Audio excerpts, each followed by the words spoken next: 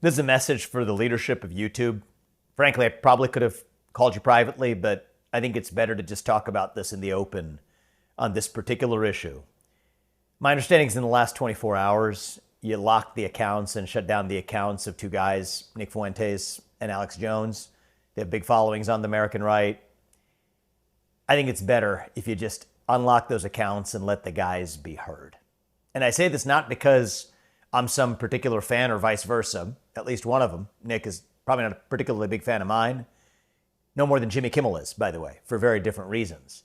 That's beside the point. It doesn't matter. The reason I'm asking you to do it is that censorship isn't good for America. It's antithetical to our culture.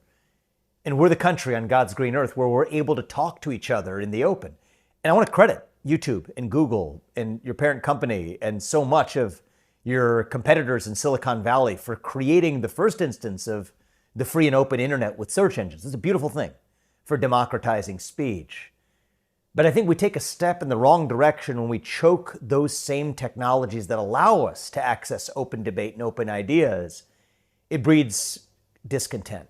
It breeds frustration. It actually breeds mistrust. If you tell people they can't speak, that's when they scream.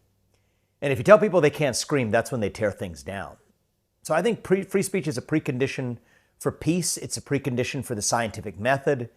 It's a precondition for our shared unity, our shared national identity as Americans. Now, I can understand why you might think that certain types of speech or certain things that are said that are hurtful to other people or that may spread misinformation or may they count as violent or dangerous threats shouldn't be allowed on your platform.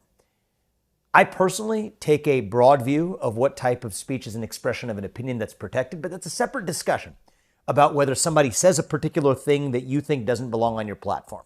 That's one category of speech moderation. There's a different category of saying that you may demonetize certain people. You're not going to pay them, that even if they're able to speak on your platform, it's not necessarily their right to be paid for doing so or putting advertisers next to their name. That's a separate discussion. Personally, I don't like any of those forms of speech suppression as a general matter, but at least those are discussions that reasonable minds can have.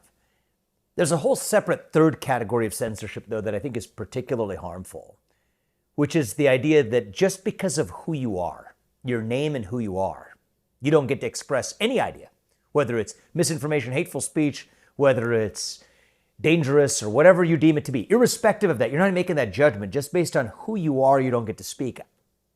I think that breeds mistrust. I don't think that's good for our country. There's legal arguments to be had. I've made legal arguments elsewhere in my books,